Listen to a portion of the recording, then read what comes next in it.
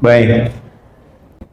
Kita akan keluarkan dalam Al-Quran, tapi kita akan coba urutkan dulu jalan berkehidupan dan jalan berfikirnya, supaya setidaknya kita mengerti yang diinginkan oleh Allah itu, khususnya bagi para hamba-hamba Allah yang perempuan, baik yang telah beriman ataupun yang belum beriman. Seperti apa perempuan itu diciptakan, apa tugasnya, dan apa kemungkinan-kemungkinan yang akan dialami oleh setiap perempuan dalam berkehidupan. Jika ini sudah dipahami dengan baik, diketahui dengan sempurna, maka jalan kehidupan yang akan ditempuh, saya batasi dulu, oleh setiap perempuan di muka bumi, fitrahnya akan kembali kepada dua keadaan saja, Bu, yaitu senang dan tenang. Karena memang saat Adam dan Hawa diturunkan ke muka bumi untuk mulai menjalani kehidupan di bumi sebagai misi utama itu, konsep dasarnya tenang dan senang. Itu ada di Quran surah kedua Al-Baqarah di ayat 38. Qulna bidu minha jami'an. Adam dan Hawa khususnya, sekarang misi dimulai. Kalian turun, diperintahkan turun ke bumi untuk memulai misi berkehidupan. Karena tugasnya di bumi, Bu. Tapi ingat, tempat berpulangnya kembali ke jannah. Karena itu sebelum turun ke bumi, dikenalkan dulu dengan suasana jannah. Walaupun jannah yang akan kita tempati berbeda dengan tempat pengenalan pertama yang dikenalkan kepada orang tua kita, yaitu Adam dan Hawa. Itu kalau kita baca di Quran surah kedua Al-Baqarah, di ayat 35-nya, kita akan dapati tempat pertama yang dikenalkan oleh Allah kepada Adam dan Hawa itu, yaitu jannah, tempat berpulang kita semua. Jadi tempat asal kita bukan di sini. Karena itu setiap kita pasti akan meninggalkan bumi ini. Karenanya kalau ada yang sudah berpulang, kan kita sebut meninggal dunia, kan? Dunia itu sifatnya bumi. Jadi ardud itu tempatnya, dunia itu sifatnya. Dari kata dana yadnu dunuwan wa dunyaan, ya, disebut dengan dunia dari kata dana. Dia punya dua arti. Satu, sesuatu yang sangat dekat, berlangsung cepat, kan? Kayaknya baru kemarin kan kita ada pengajian di sini, sekarang ketemu lagi, ya. Padahal kan sudah 3 tahun, Bu, ya. Tuh, kayaknya baru kemarin selesai. Kayaknya baru kemarin bikin pengajuan program untuk pengajian, tapi kok sudah ngaji lagi berlangsung hari ini. Kayaknya baru kemarin, ya, ketemu sama pasangan masing-masing, ternyata sekarang sudah punya cucu 3, kan? Ya. Atau bahkan lebih, ya. Nah, itulah dunia. Yang kedua, dunuan itu bisa diartikan sesuatu yang punah. Pada akhirnya semua yang dikoleksi itu, semua yang dikumpulkan di dunia, semua sifatnya itu akan punah. Ya, semua sifatnya akan apa? Punah. Ini di depan misalnya ada gelas ini. Kalau didiamkan saja, sampai kapanpun terus berlangsung, pada akhirnya rusak. Punah. Hancur. Dunia ya seperti itu. Nah, sifatnya disebut dengan dunia, tempatnya disebut dengan ardun. Hanya karena ini bukan tempat domisili abadi kita, kita akan pulang. Karena itu setiap yang telah berpulang, meninggalkan tempat ini dan sifat dunianya, maka disebut telah meninggal dunia. Jelas? Telah meninggal dunia, disiapkan ia untuk pulang. Nah, tempat yang dikenalkan oleh Allah kepada orang tua kita, Adam dan Hawa. Ingat, ya, yang Allah ciptakan itu Adam dan Hawa, bukan Adam dan Hendra, ya. Ingat, ya. Baik. Atau Salwa dan Hawa, tidak, tapi Adam dan Hawa. Jadi tempat yang pertama diperkenalkan, kata Allah, wa qulna ya Adamuskun anta wa zaujukal jannah. Jadi jannah itu tempat kita nanti berpulang insya Allah. Ya, tidak cukup dengan amin, kita harus pelajari dulu tuh. Ya. Dan Allah firmankan, demi keagunganku kata Allah, Adam dan Hawa cepat tempati dengan tenang. Uskun itu dari kata sakinah. Karena itu konsep sakinah itu percikan surga yang diturunkan ke bumi. Karena itulah setiap orang yang sudah berumah tangga pasti pengen sakinah.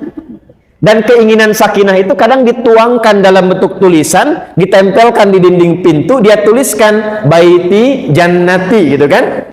Ya bacanya baiti ya, bukan buyeti. Baiti jannati, percikannya sakinah. Karena itu nanti uskun di ayat 35 Al-Baqarah nanti ditafsirkan sakinah di surah Ar-Rum, surah 30 ayat 21. Wa min ayatihi an khalaqalakum min anfusikum azwaja litaskunu ilaiha. Azwaja itu jamak dari kata zauj. Ya adamuskun wa qulna ya adamuskun anta wa zaujukal jannah. Nah, itu tempat pulang kita. Berkehidupannya di mana? Di bumi. Jadi ini sementara, Bu.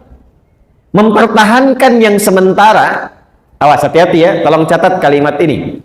Mempertahankan yang sementara itu buang-buang energi. Mempertahankan yang sementara itu hal yang tidak logis. Mempertahankan yang sementara itu konsep yang sulit untuk dipahami. Karena logika kita, cara berpikir kita, yang kita terima, yang dikejar itu pasti yang abadi, bukan yang sementara. Saya mau tanya pada ibu, kalau ibu diberikan satu pemberian, pilih yang abadi, pilih yang sementara. Paling gampangnya gini, Bu. Ibu, ini ada mobil di depan ya, Lamborghini, misal. Ini untuk ibu, tapi 2 pekan aja, setelah itu balikin lagi. Atau yang kedua, ini untuk ibu, silahkan pakai selama ibu pengen pakai. Pilih yang pertama atau yang kedua? Yang kedua, idealnya begitu. Tapi kan kebanyakan sekarang pilih yang sementara. Kan? Kan konsep ini kalau sederhananya bahasa Qur'annya begini. Di surah Ad-Duha, walal akhiratu khairul laka minal. Tuh, ayatnya hafal kan? Halo? Hafal ayatnya kan?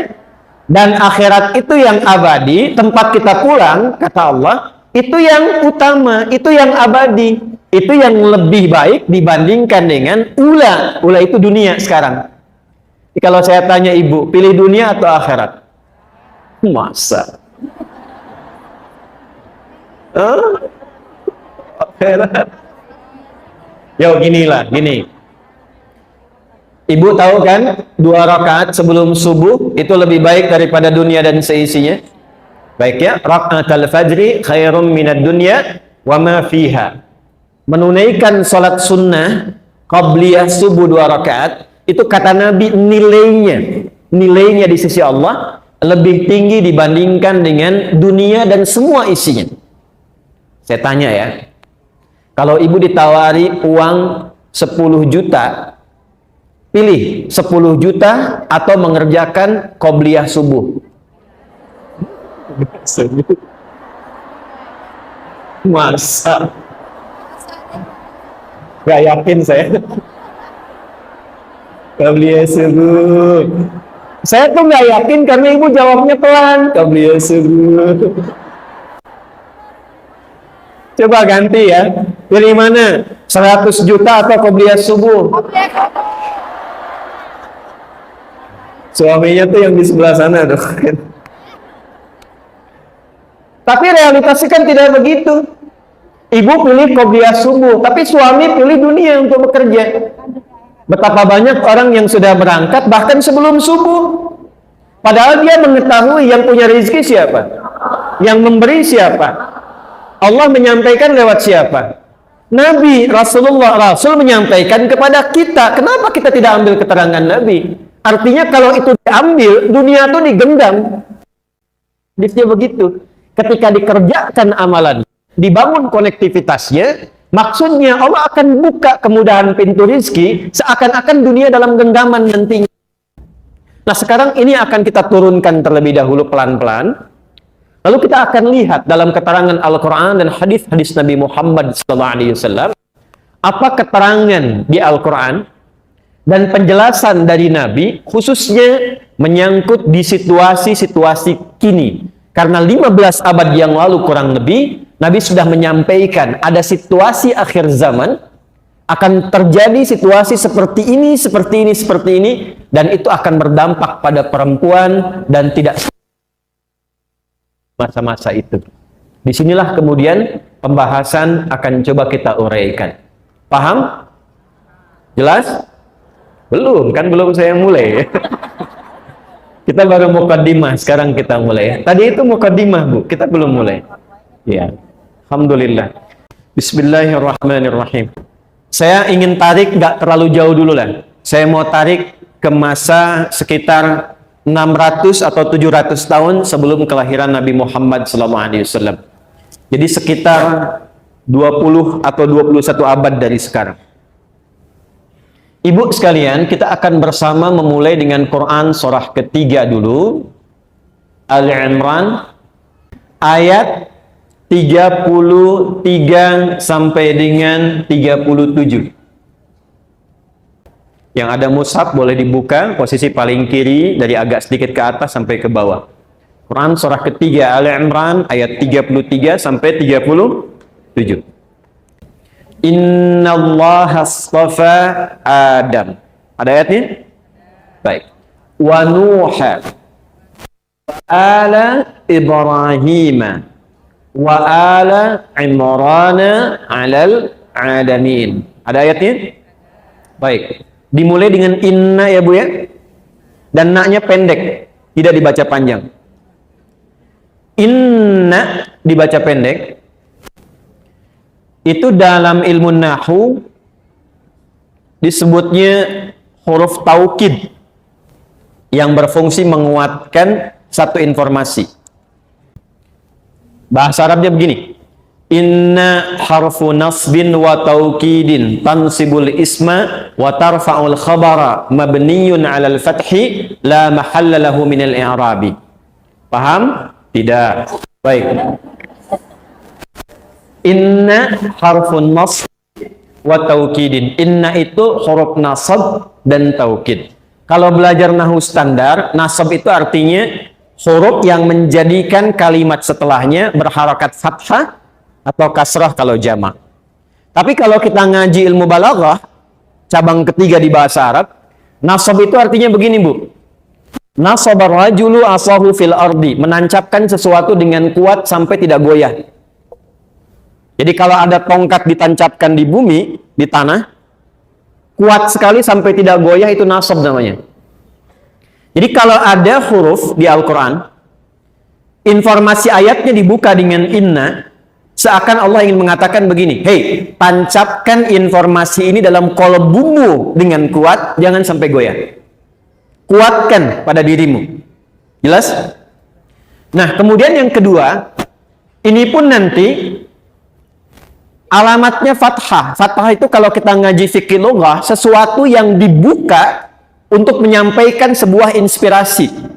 Ada hikmah yang ingin disampaikan. Contoh gini, nanti ada beberapa ayat di Quran misalnya, bukan karena sorof atau nahunya saja, karena memang ada hikmahnya. Ibu kalau buka lompat sebentar, Quran surah ke-21, Al-Anbiya, ayat ke-83. Ibu kenal Nabi Ayub ya? Ya, kenal di mana? Ya. Nabi Ayub kan diuji dengan penyakit, Bu ya? Baik, semua anaknya wafat kan? Asetnya habis semua ya?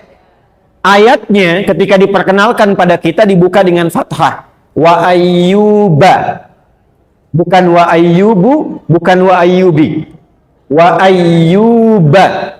Ya, idnada rabbahu anni massaniya dhurru wa anta arhamur rahimin. Perhatikan, cara menerjemahkannya begini. Wa ayyuba, dan kami buka kisah Ayub ini untuk menjadi inspirasi bagi orang-orang yang diuji dengan penyakit. Separah apa sih sampai mengeluh? Separah apa sih sampai menjauh dari Allah? Separah apa sih bahkan sampai menyalahkan Allah? Sedangkan Ayub diuji penyakit alaihi salam yang tidak pernah dialami orang sebelumnya dan tidak akan dirasakan orang setelahnya. Jadi kalau kita mampu belajar dari Nabi Ayub ini, kata Allah, aku akan sembuhkan penyakit seberat apapun seperti Ayub alaihi salam pernah disembuhkan. Jelas? Nah, kalau kita kembali ke Ali Imran di ayat 33, ayatnya seakan ingin berkata begini, hei, tancapkan dalam hatimu dengan kuat, jangan ragu. Akan dibuka kisah tentang orang-orang terpilih yang setiap perjalanan hidupnya akan jadi inspirasi bagi setiap orang-orang setelahnya. Siapa saja mereka? Satu diantaranya Adam, manusia pertama. Adam Nabi bukan? Nabi ya? Rasul bukan? Halo? Kalau tidak tahu, cepat katakan wallahu a'lam ya. Adam Nabi bukan? Rasul bukan? Baik, Adam Nabi bukan Rasul. Bedanya apa? Kalau Nabi untuk pribadi orang terdekat. Kalau Rasul sudah ada umat. Adam turun kan umatnya belum ada, cuma ada Hawa ya, alaihissalam. Jadi Adam Nabi bukan Rasul. Nah, ketika Allah memilih orang tertentu yang dimuliakan, itu kalimatnya menggunakan istofa. Kata kerjanya. Yang terpilihnya namanya Mustafa. Karena itu di antara nama yang melekat pada Rasulullah SAW disebut dengan Al-Mustafa. Satu, yang terpilih Adam. Kedua siapa? Nuh. Perhatikan urutannya. Adam, Nabi. Nuh, Nabi dan Rasul. Baik, setelah itu siapa? Wa ala Ibrahim. Adam Nabi tunggal, Nuh Rasul tunggal. Setelah itu Ibrahim. Kenapa langsung lompat ke Nabi Ibrahim? Allah ingin memberikan urutan. Nih, dari yang pribadi Nabi, Rasul yang sendiri. Setelah itu sosok Nabi dan Rasul yang mampu membimbing keluarganya sehingga semua keturunannya baik di hadapan Allah Subhanahu wa taala. Jadi dari semua jalur, dari jalur Sayyidah Sarah turun Ishak alaihi salam, dari Ishak nanti lahir Yakub, dari Yakub lahir Yusuf alaihi salam, sampai ke Musa, sampai kemudian ke Daud, sampai ke Sulaiman, sampai ke Nabi Isa alaihi salam ke bawahnya. Dari Nabi Ismail, Sayyidah Hajar, lahir Nabi Ismail alaihi salam. Dari Nabi Ismail itu sampai ke Nabi Muhammad sallallahu alaihi wasallam. Jadi kalau kita urut, ketemu di keturunan ke-29 ke Nabi Ismail. Muhammad sallallahu alaihi wasallam bin Abdullah bin Abdul Muttalib bin Hashim bin Abdul Manaf bin Qusay bin Murrah bin Kilab bin Ka'ab bin Ghalib bin Fihr bin Malik bin Nadar bin Kinanah bin Khuzaimah bin Mudrikah bin Ilyas bin Nizar bin Mudar bin Ma'ad bin Adnan bin Addi bin Adri bin Muqawwam bin Nahur bin Tarikh bin Ya'rub bin Yasjub bin Nabit bin Ismail alaihissalam. Ketemu di ke-29 ya. Coba ulangi ya. Baik. Yang penting jelas ya. Jadi Nabi Ibrahim Nabi bukan? Rasul bukan? Nah, beliau itu sangat ideal secara pribadi baik, membimbing keluarga juga jadi baik. Nabi Nuh pribadinya baik, tapi kan istrinya tidak taat kan? Baik ya, anaknya ada yang tidak taat kan? Nah, maka disempurnakan Adam alaihissalam sebagai pribadi Nabi, Nuh sebagai pribadi Rasul, yang ideal Ibrahim alaihissalam Nabi dan Rasul membimbing keluarga baik. Setelah itu siapa? Kalau dicukupkan sampai di sini, ibu akan berkata begini, pantas baik Nabi, pantas soleh Rasul. Maka kita akan bertanya demikian. Sebelum bertanya, Allah langsung menjawab. Saya turunkan yang keempat, yang bukan Nabi, yang bukan Rasul, tapi dia mampu menata keluarganya, semua baik, bahkan di antara keluarganya, ada yang keturunannya menjadi Nabi dan Rasul. Itulah kemudian urutan yang keempat, yaitu Imran dan keluarganya. Innallaha astafa Adam wa Nuha wa ala Ibrahim wa ala Imrana alal alamin. Ibu, sekarang ini yang mau saya sampaikan. Imran, fokus. Pelan-pelan. Di era ini kurang lebih sekitar 600-700 tahun sebelum kelahiran Nabi SAW. 6 atau 7 abad sebelum Nabi dilahirkan. Di era ini saja, 600 tahun sebelum kelahiran Nabi, perempuan itu masih dipandang kecil. Sehingga setiap ada yang mau melahirkan berharap bayinya laki-laki. Di perempuan itu masih kecil nilainya. Ya, sampai di era itu. Bahkan nanti ketika masuk zaman jahiliyah, itu hampir tidak ada nilainya. Saking tidak ada nilainya, maaf, seorang ibu yang melahirkan perempuan, itu bisa dikubur hidup-hidup bayi yang baru dilahirkan itu. Ya, di wilayah Yahudi pun, di era-era itu, bahkan sampai menjelang ke masa modern, itu ibadah di sinagog tidak akan dilaksanakan sebelum ada laki-laki. Jadi kalaupun ada 1000 perempuan, tidak ada laki-laki, bisa belum berjalan.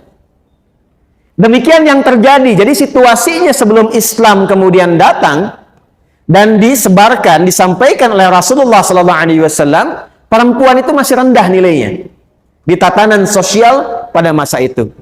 Karena itu, di masa ini ada berita dan ramalan dari masa-masa sebelumnya, akan ada seorang Nabi Rasul mulia yang diutus bersamaan waktunya tepat di masa-masa ini. Maka semua yang mengandung perempuan berharap lahirnya laki-laki. Termasuk Hannah. Hannah itu ketika sedang mengandung berharap yang lahir laki-laki, karena berharap bahwa yang lahir dari Hannah itu akan menjadi nabi sesuai dengan yang dinubuatkan di kitab-kitab pada masa itu. Jelas sampai sini dulu? Baik, maka ketika menjelang masa-masa persalinan, di fase kelahiran sudah mungkin kita katakan usia 7 bulan, 8 bulan, di masa mengandung ini, Imran meninggal dunia. Jadi Imran itu meninggal sebelum nanti bayi yang dikandung Hannah itu dilahirkan. Baik, singkatnya, setelah Imrannya meninggal dunia, Hannah melahirkan seorang bayi. Ibu bisa tebak namanya siapa? Laki-laki perempuan? Baik, perhatikan baik-baik. Hannah melahirkan seorang bayi, bayinya perempuan. Apa respon pertama yang keluar dari Hannah ketika bayinya perempuan? Itu diabadikan oleh Al-Quran di ayat ke-36 di surah ini. Perhatikan kalimatnya. Falamma wada'atha qalat rabbi inni wada'tuha untha. Pelan-pelan ya, pelan-pelan. Maka ketika lahir bayinya itu yang perempuan, Hannah kemudian berkata, ya Allah, yang lahir perempuan. Padahal harapannya apa tadi? Laki-laki. Karena di ayat 35-nya, Hannah menginginkan anak ini tumbuh dekat dengan Allah, jadi sosok yang membimbing umat. Dan pada masa itu memang dilekatkan semua kepada laki-laki. Maka ketika yang lahir perempuan, Hannah berkata, ya Allah, kok yang lahir perempuan? Perhatikan apa yang dijawab kemudian oleh Allah Subhanahu wa Ta'ala. Ini yang ingin saya turunkan tentang kodrat seorang perempuan. Setelah itu bagaimana Allah menciptakan kesempurnaannya, bagaimana membentuk perannya, dan seperti apa ia menjalani kehidupan. Nanti penjelasan ini akan menjadi evaluasi bagi para ibu yang hadir pada saat ini. Sebetulnya selama hidup sampai saat ini, masih di jalan yang telah Allah tetapkan atau berpaling dari situ. Ketika berpaling, disitulah butuh healing. Itu maksudnya. Jelas ya? Jelas tidak? Oke. Lahirlah kemudian perempuan. Apa jawab Allah? Wallahu a'lamu bima wada'at wa laysa dzakaru kal untha. Hei Hannah, Allah Maha mengetahui dan Maha kuasa atas kemuliaan perempuan dan keistimewaannya dibandingkan dengan laki-laki. Dan tidak sama keistimewaan perempuan itu dengan laki-laki. Tolong highlight ayat ini karena ini ayatnya ibu. Jadi pertama kali ketika kemudian dilahirkan perempuan, di era itu sudah diabadikan dalam Al-Quran. Jadi pertama yang mengangkat derajat perempuan sejak ia dilahirkan itu Islam. Di saat kondisi masyarakat secara sosial pada masa itu menilai perempuan itu nggak ada perannya. Ini ternyata jauh sebelum adanya piagam PBB, kan? Ada HAM, ada kesetaraan dan sebagainya. Islam sudah jauh-jauh hari menyampaikan bahwa ketika Allah menciptakan perempuan, ada sifat keadilan yang dilekatkan oleh Allah dan mencipta perempuan sama istimewanya dengan laki-laki dengan peran yang berbeda. Bisa ingin katakan satu, sifat penciptaan yang Allah telah tetapkan untuk perempuan, pertama dicipta sama istimewa dengan laki-laki. Diberikan status yang sama oleh Allah dari sisi ibadahnya. Baik, saya contohkan begini. Ibu kalau sholat berapa waktu? 5 kan? Baik. Ibu bisa jadi penghafal Quran tidak? Kalau puasa Ramadan setengah atau penuh? Sama semua kan? Jadi dari aspek ibadah, baik laki-laki atau perempuan, sama semuanya. Baik, yang berpeluang mendapatkan ampunan Allah, laki-laki saja atau perempuan juga? Berarti punya peluang yang sama. Baik dari segi ampunan, dari segi doa, dari segi amalan, semua aspek ibadah, laki-laki dan perempuan sama berkeadilan, setara sifatnya. Itu ada di Quran surah ke-33 ayat 35. Sebab pada masa itu, di kalangan Yahudi, kalangan Nasrani, kalangan beberapa keyakinan yang lain, perempuan itu terbelakang, Bu. Jadi harus laki-laki yang punya peran. Yang jadi pemuka agamanya, laki-laki. Yang jadi pakarnya, laki-laki. Ya, yang optimal untuk memohonnya, laki-laki. Ketika Al-Quran kemudian diturunkan, kata Allah, hei, perempuan pun punya kesempatan yang serupa dengan laki-laki dan peran yang sama dalam konteks apa? Ibadah. Jelas di sini? Oke. Ibu sekalian, sejak era itu sampai ke jahiliyah, bahkan dalam peran rumah tangga pun, itu perempuan tidak punya nilai. Artinya kalau ingin dinikahi, ya digauli begitu saja. Diambil, digauli, selesai. Datang era Islam, diatur oleh Allah, bahkan untuk menikah pun diberikan kesetaraan sifatnya dan harus diberikan penghargaan berupa mahar sebelum pernikahannya. Turun Quran surah keempat, ayat yang keempat. Wa atun nisaa sadaqatihinna nihlah. Masuk ke bab rumah tangga. Saya mau tanya pada ibu. Ibu kalau ada anak ingin berbakti kepada kedua orang tua, siapa yang diutamakan terlebih dahulu? Ayah atau ibu? Ibu. Ayah atau ibu? Ayah atau ibu? 3 kali kan disebutkannya? Nabi menyebutkan ummah, baru abah. Para ayah yang di bawah tenang ya, nanti pengajian bapak-bapak saya sebutkan yang lain kisahnya. Lihat sini. Dan di Quran pun begitu. Ketika diminta berbakti kepada kedua orang tua, ibu dulu perjuangan yang disebutkan. Kalau ibu buka Quran surah ke-31 ayat 14. Ibu didahulukan. Quran surah 31 ayat 14 dan Quran surah 46 ayat 15. Wa wasfainal insana biwalidayhi. Di Quran surat Luqman, hamalathu ummu. Pelan-pelan ya. Ibunya dulu.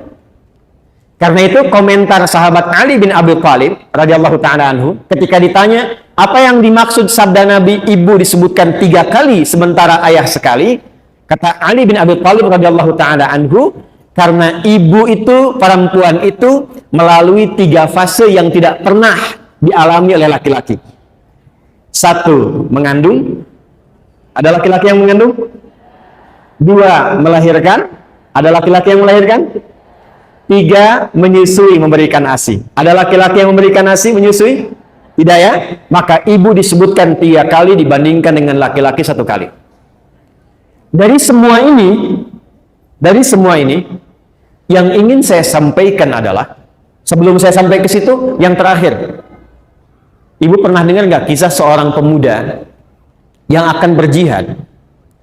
Setelah dia berangkat ke lapangan, temannya mengadukan, Kata kawannya, ya Rasulullah, ibunya si fulan itu sedang menangis karena ia belum mampu melepas anaknya berangkat berjuang. Maka apa respon Nabi? Kata Nabi, panggil anak itu. Ketika anaknya datang, perhatikan komen Nabi. Irji, kamu pulang dulu. Buat ibumu tertawa seperti engkau telah membuatnya menangis. Bahkan kalau dibandingkan dengan jihad militer pun, itu ternyata bakti pada ibu itu bisa di atas jihad fi sabilillah dalam konteks perjuangan militer. Statusnya dinaikkan dalam konteks jihad. Saya mau tanya begini. Dengan semua uraian ini, perempuan mulia tidak? Baik. Istimewa tidak? Jadi ketika perempuan itu nilainya dipandang rendah di masa-masa itu, sampai ke era jahiliyah, itu kasusnya satu persatu dirinci oleh Allah, diturunkan ayat dan dirubah, dibalik cara berpikirnya. Yang tadinya nggak dapat warisan, turun ayat tentang waris. Perempuan masuk di dalamnya. Nanti ada An-Nisa, ayat yang ke-11 sampai dengan 13. Yang tadinya nggak dapat mahar, turun ayat mahar. Yang tadinya anak bisa durhaka pada orang tua, turun ayat bakti. Hampir semua ayat-ayat yang turun tentang perempuan mengangkat derajat perempuan yang sebelumnya direndahkan di kalangan manusia. Paham sudah sampai sini? Kesimpulan terbesarnya adalah pertanyaan. Dari semua apa yang Allah berikan ini, artinya, apakah Allah sayang atau tidak pada ibu? Kita sepakat dulu ya. Saya ulang nih, Allah sayang atau tidak? Baik. Kalau Allah sudah sayang, kenapa hamba yang disayang itu berpaling darinya? Itu poinnya. Ibu kalau sayang pada anak, sayang tidak, Bu? Saya ulangi, sayang atau tidak? Sayang atau tidak? Kalau anak yang ibu sayangi durhaka kepada ibu, apa respon ibu? Oh. Jadi kesimpulan terbesar dari sini, artinya, yang ingin saya katakan dari panjang lebar saya uraikan, Allah menyayangi hambanya dan termasuk di dalamnya perempuan. Mau sifatnya sebagai seorang anak, istri, ibu, nenek, dan semua sifat-sifat yang lainnya. Sepanjang dia perempuan, dia tidak keluar dari nilai dan kasih sayang Allah Subhanahu wa Ta'ala yang disebut dengan rahmat tanpa batas itu. Nah, ini pembuka yang kedua. 3. Kita belum masuk intinya ya, Bu ya. Saya mau turunkan dulu untuk cara berpikirnya. 3. Karena Allah sayang, Allah tidak membiarkan keistimewaan ini berkurang atau hilang dalam konteks kehidupan perempuan. Karena itulah sejak diciptakan, perempuan dibentuk kesempurnaan yang sama dengan laki-laki, tapi diberikan peran yang berbeda sesuai dengan fitrah hidupnya. Oke, untuk menjaga semua kemuliaan ini, maka satu, sifat penciptaannya dibuat sama serupa dengan laki-laki, tapi tugasnya diberikan beda untuk saling melengkapi. Contoh, ini apa, Bu? Tangan ya, baik. Yang ini apa? Tangan ya. Ini tangan apa? Ini tangan apa? Baik, perhatikan oleh ibu baik-baik. Antara tangan kanan dan kiri sama tidak? Oke, supaya tidak bingung menjawabnya begini, perhatikan. Yang kanan berapa jarinya ini? Yang kiri berapa? Yang kanan ada pergelangan tidak? Yang kiri ada tidak? Yang kanan ada sikunya tidak? Yang kiri panjangnya sama tidak? Sama. Baik, tapi walaupun sama antara kanan dengan kiri, sama-sama tangan, fungsinya sama tidak? Ya kan? Coba bayangkan kalau yang dicipta kanan semua. Jadi begini kan, nggak bisa tepuk tangan tuh. Kaki kanan dan kiri, semua organnya sama tidak? Sama kan? Ada jarinya ada tumitnya ada, lututnya ada. Tapi kalau ibu pakai sepatu, kanan dan kiri sama tidak? Kalau jalan harus bersamaan tidak? Coba ibu bayangkan, kalau ada orang jalannya kanan dan kiri sama tuh. Coba lihat. Kanan kalau maju, kiri ada di mana? Kan? Kiri kalau maju, kanan di mana? Kalau kanan dengan kiri susul-susulan kira-kira gimana? Paham? Nah, dua ini, kanan dengan kiri, sama-sama diciptakannya punya organ yang sama, tapi ketika dipasangkan dalam bahasa Arab, pasangan itu disebut zauj namanya. Sesuatu yang sama, serupa, dari segi penciptaannya, wujudnya, terlihat seperti sama semuanya, tapi punya fungsi yang berbeda. Itu zauj namanya. Dan ketika dipasangkan, menjadi indah, serasi. Saya mau tanya pada Bapak Ibu, ya Bapak untuk yang di luar, walaupun mungkin jawabannya kecil, Ibu untuk yang banyak berada di dalam ruangan ini. Perhatikan baik-baik. Saat Adam dan Hawa diminta oleh Allah masuk ke surga, di Al-Baqarah ayat 35 itu, keduanya disebut apa? Zauj. Kembali ke Al-Baqarah ayat 35. Wa qulna ya Adamuskun anta wa zaujukal jannah. Ketika disebut zauj, artinya dalam penciptaan Allah tidak membedakan, sama-sama sempurna. Karena itu baik Adam ataupun Hawa, saya, Adi ataupun ibu, siapapun namanya, disebut dengan nama yang sama dari penciptaan, namanya insan. Laqad khalaqnal insana fi ahsani taqwim. Surah 95 di ayat yang keempat. At-Tin ayat yang keempat. Wat-tini waz zaitun. Wa turisi wa hadzal baladil laqad khalaqnal insana fi ahsani. Jadi baik saya laki-laki insan, ibu perempuan pun insan. Dalam konteks insan, kita diciptakan sama-sama sempurna. Jelas? Tapi karena disebut zauj, walaupun sama-sama manusia, sempurna penciptaannya, tapi perannya berbeda. Nah, peran ini yang penting oleh setiap perempuan untuk diketahui ketika dicipta menjadi perempuan, perannya apa? Baik posisinya sebagai anak, istri, ibu, nenek, apapun itu, apa sih perannya perempuan untuk saling menyempurnakan dengan laki-laki? Ini yang akan kita turunkan, dan jangan berpaling dari peran itu. Ketika seorang perempuan berpaling dari peran itu, ini yang butuh healing. Ini yang jadi persoalan. Apalagi kalau nanti yang perempuan mengambil peran laki-laki. Tangan yang kanan ingin mengambil peran tangan yang kiri.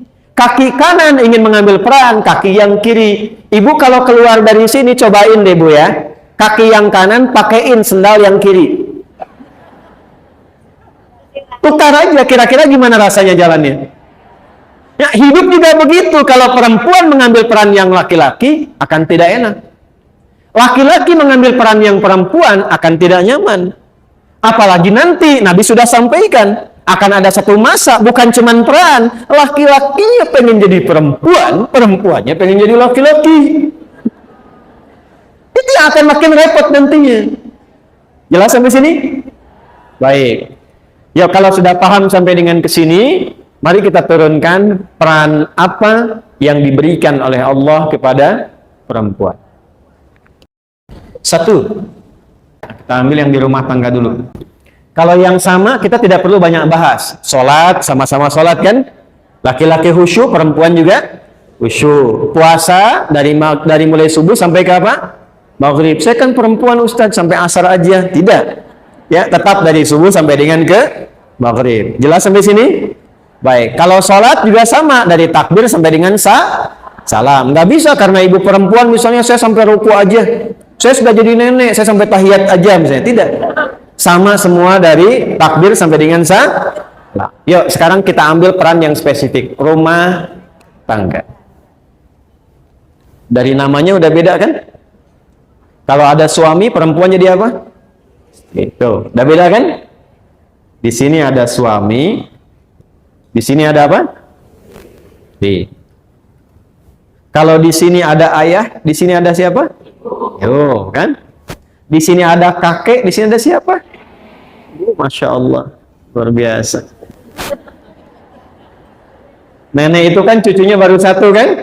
Ya kan? Kalau dua apa? Nenek. Udah sini. Dah, fokus. Lihat sini. Ini contoh yang kecil dulu. Nanti yang menjelang kiamat kita turunkan hadisnya. Yang kecil dulu nih. Quran surah keempat, An-Nisa, ayat 34. Ketika masuk spesifik pada peran yang berbeda, walaupun saling menyempurnakan, maka ikuti peran itu. Kalau berpaling dari peran itu yang butuh healing nantinya. Karena akan muncul persoalan yang sebetulnya nggak perlu terjadi. Yuk kita masuk Quran surah keempat ayat 34. Ada ayatnya? Paling kiri sebelah atas di mushaf. A'udzubillahi minasyaitonirrajim. Ar-rijalu qawwamuna 'alan nisa bima faddalallahu ba'dahum 'ala ba'dhin wa bima anfaqu min amwalihim. Stop sampai situ dulu. Itu laki-laki. Nah, sekarang masuk ke rumah tangga. Berarti di sini laki-laki jadi apa? Suami kan? Peran suami disebut oleh Allah dengan satu, namanya aja udah beda. Ar-rijalu, rijal. Ibu tahu artinya rijal apa? Bukan, iya rijal pasti laki-laki. Laki-laki itu apa? Rijal. Rijal itu apa? Laki-laki, ya. Bu. Rijal jamak dari kata rajul. Ya? Rajul seakar dengan kata rijlun. Sifatnya rajuliyah. Namanya rojali. Ra, jam, jim, lam. Ini kalau tanpa harokat bisa dibaca rajulun, bisa dibaca rijlun. Sifatnya rajuliyah. Asal kata ra, jim, dan lam itu artinya awalnya sesuatu yang kuat, kokoh. Kenapa kaki disebut rijlun? Karena sifatnya lebih kuat, kokoh dibandingkan dengan tangan. Dua, kata ra, jim, dan lam itu menunjuk makna sesuatu yang menjadi topangan. Baik, tempat kita menopang, bertopang tubuh kita apa? Kaki kan? Kalau kakinya bermasalah, susah kan ya? Baik. Nah, kalau kita ambil katanya menjadi rajulun, maka semua makna kuat, menjadi topangan, berwibawa, kalau dijamakkan menjadi bentuknya rijal. Artinya, seorang laki-laki memang desain penciptaannya dicipta oleh Allah dengan tubuh yang kuat, lebih kuat dibanding dengan perempuan pada fitrahnya. Tampilnya lebih berwibawa, kokoh. Karena itu semua yang melekat pada laki-laki, baik suaranya, beda bu. Laki-laki dengan perempuan beda suaranya. Fisiknya, tampilannya lain. Untuk menandakan kekokohan itu, dia ada kumisnya, ada jenggotnya misalnya. Untuk menambah kewibawaannya dari tampilannya sudah lain. Makanya saran saya pada para laki-laki, jangan merubah dan berpaling dari itu. Ya kan? Sudah dibuat kokoh, tampil gemulai. Kan jadi masalah tuh. Ya kan? Damang. Jadi berpaling, ketika berpaling ada persoalan. Ya. Jadi kalau yang perempuan Nia saja. Kurniadi saja. Jangan Kurniadi menjadi Nia. Masalah. Paham? Memang diciptakannya untuk seperti itu. Makanya diilustrasikan di surat Yusuf itu, sifat-sifat ini nanti seperti peran matahari. Matahari kan lebih kokoh dibandingkan rembulan kan? Perempuannya rembulan, laki-lakinya matahari. Ibu kalau baca surat Yusuf, kan Nabi Yusuf bermimpi kan? Ya, inni ara ahada asyara kaukaba wasyamsa wal qamara ra'aituhum li sajidin. Aku melihat 11 gemintang, matahari dan bulan. Semuanya hormat kepadaku. Siapa yang ditafsirkan di situ? 11 gemintang itu saudara-saudara Yusuf. Mataharinya itu ayahnya. Bulan itu ibunya. Kenapa laki-laki diilustrasikan dengan matahari? Karena rijal. Matahari itu fungsinya apa? Memberikan perlindungan, menyengat dengan panas, gitu kan? Ya, perhatikan baik-baik. Ada pakaian dijemur basah, airnya keringkan. Matahari kan? Sengat, berikan perlindungan.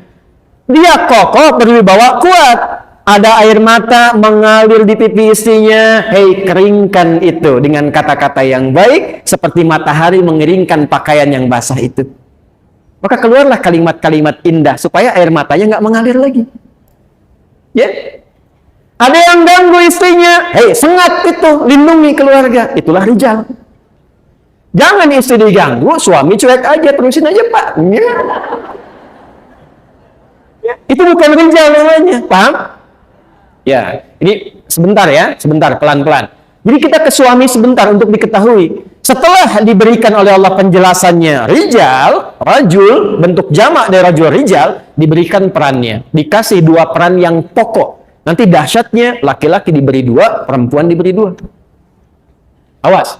Bima faddalallahu ba'dahum ala ba'din. Pertama, Allah menerangkan asas keadilan. Ingat, perbedaan tugas ini bukan ingin menunjukkan bahwa Allah anti persamaan, tidak. Yang ingin Allah tampilkan itu keadilan. Adil itu tidak harus selalu sama. Adil itu tidak harus selalu sama. Ibu punya anak 3, 1 sekolah di SD, 2 SMP, 3 SMA. Saya tanya, uang sakunya sama atau beda? Kalau ibu samakan, tanggung jawabnya kan berbeda.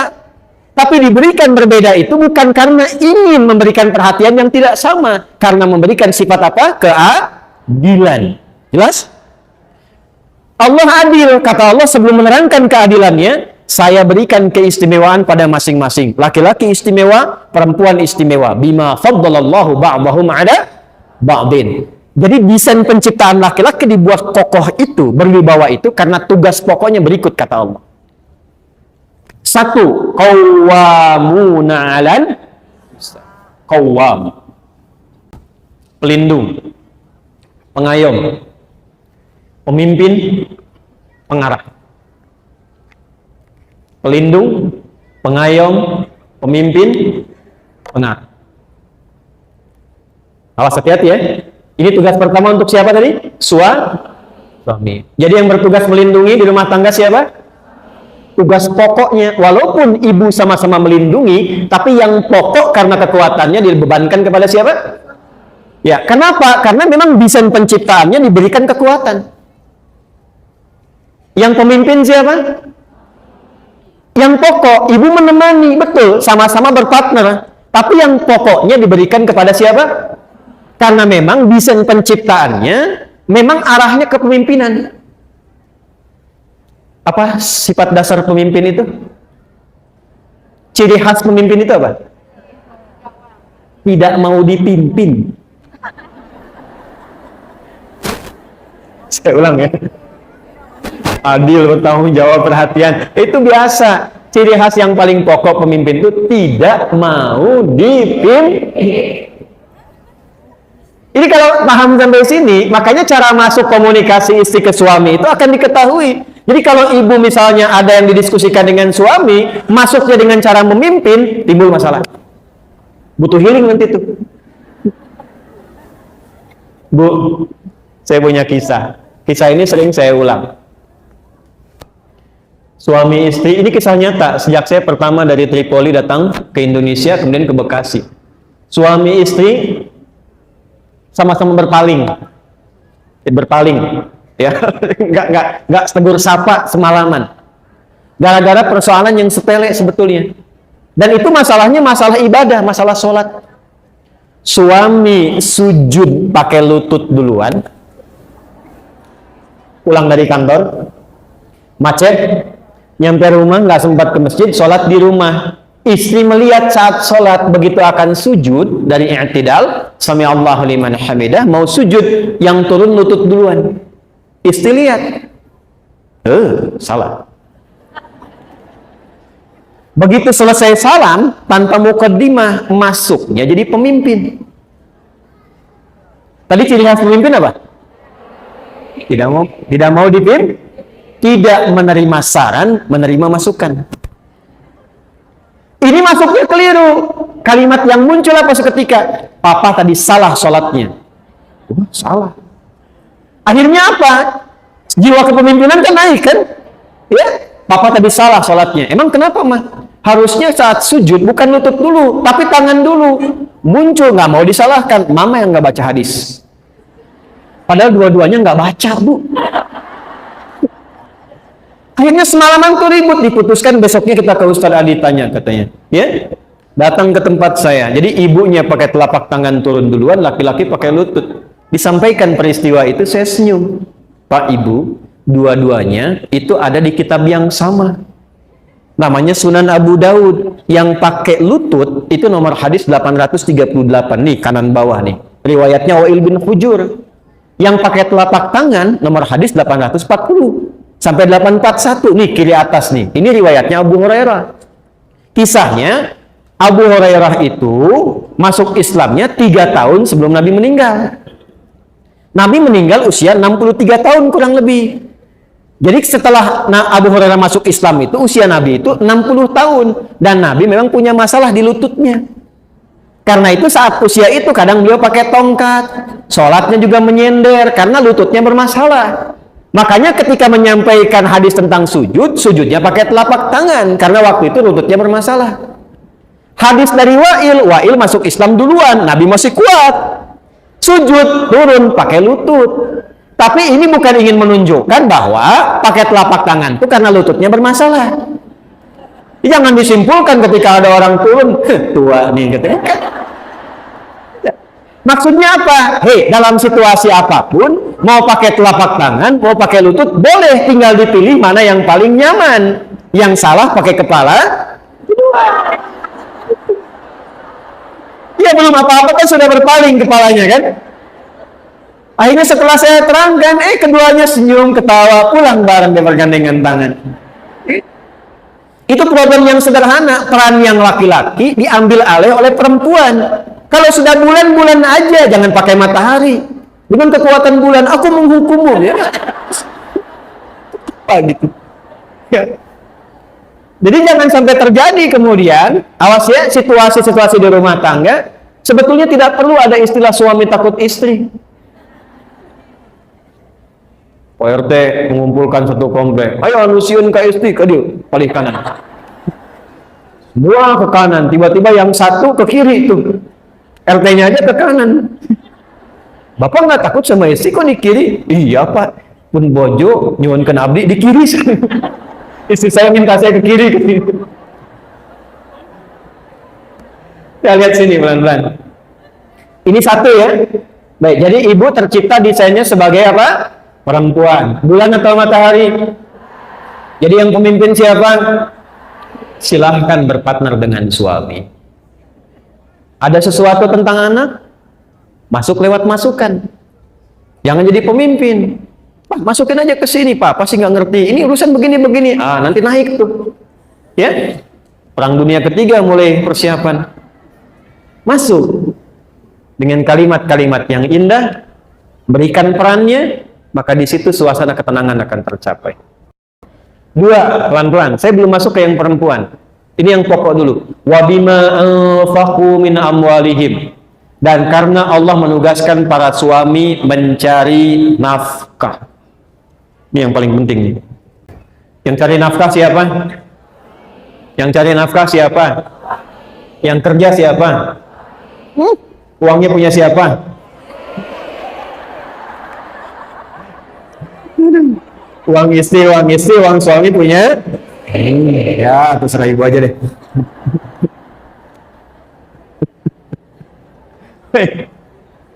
Allahumma sholli ala sayyidina. Ya sini pelan-pelan. Bu. Baik, yang cari nafkah siapa? Beda antara kerja dengan nafkah. Saya ulang ya, beda antara kerja dengan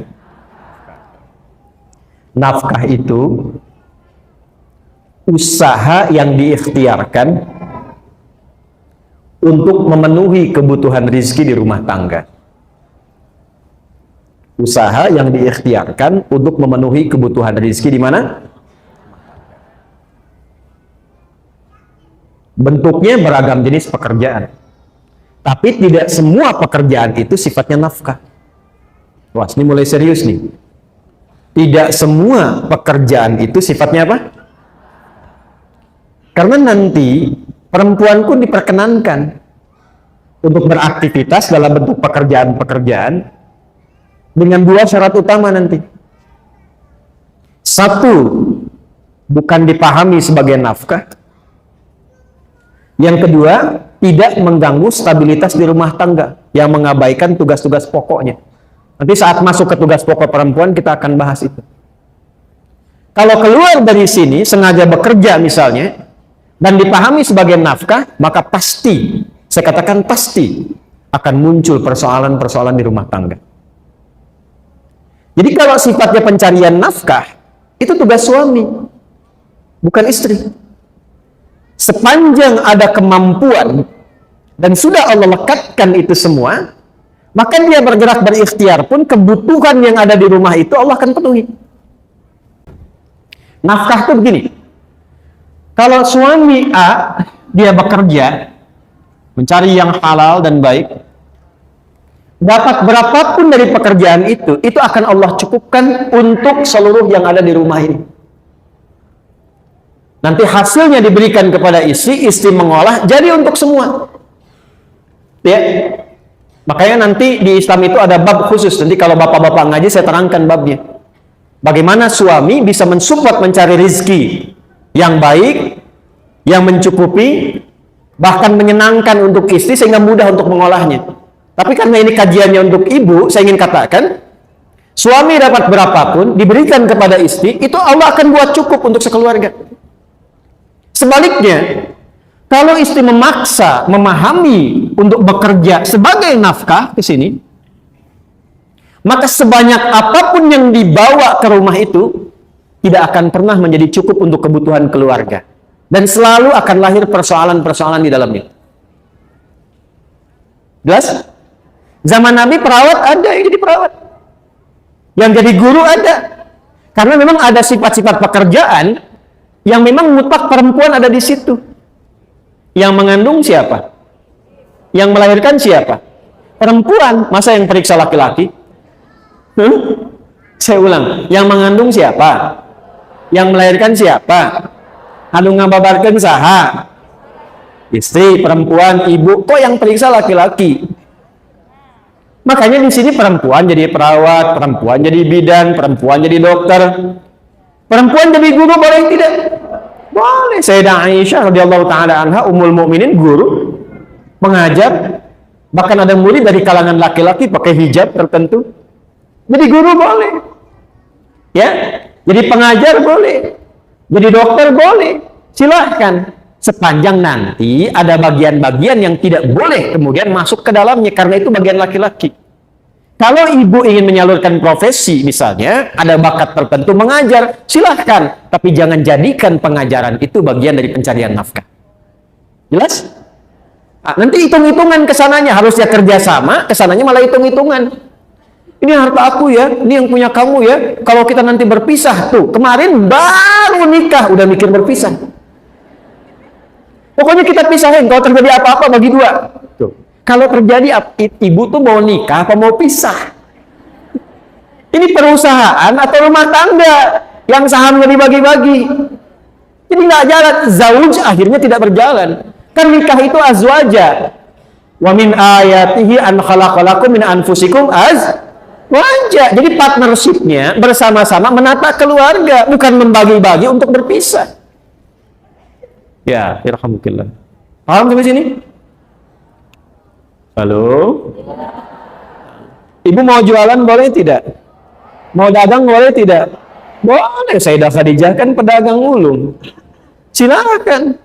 Tapi problemnya jangan sampai kemudian masuk ke ranah siapa? Laki-laki.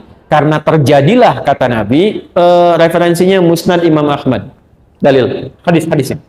Kita pakai Quran hadis aja ya, biar lebih otentik. Hadisnya buka Musnad Imam Ahmad bin Hanbal radhiyallahu taala anhu rahimahullah. Musnad yang ke-6 Abdullah bin Mas'ud radhiyallahu taala anhu. Rawinya Abdullah bin Mas'ud. Nomor 415. Awas, ibu mesti hati-hati ya, karena ini bisa terjadi, Bu. Dan saya kira hadisnya sekarang sudah berlaku. Inna baina yaday sa'ah atau inna baina yaday sa'ati. Sungguh masa-masa mendekat ke akhir zaman itu akan terjadi sebagai berikut. Sungguh masa-masa menjelang akhir zaman itu akan terjadi sebagai berikut. 1. Taslimul khassah. Terjadi gerakan eksklusivisme. Apa Ustaz eksklusivisme itu? Cara pandang yang mengkhususkan sesuatu di semua aspek. Jadi kalau bergaul sama golongan ini aja, yang itu nggak bisa berbaur. Kalau mengaji khusus ini aja, nggak bisa campur dengan yang lain. Bahkan untuk memberi salam pun pada golongannya aja, yang bukan golongannya tidak disalami. Itu kata Nabi. Sekalipun dia sama-sama muslimah. Assalamualaikum ukhti. Apa ya? Ibu kan masih bid'ah. Hah? Jadi yang dulunya afsus salam kepada siapapun tebarkan rahmat, kasih sayang, salam.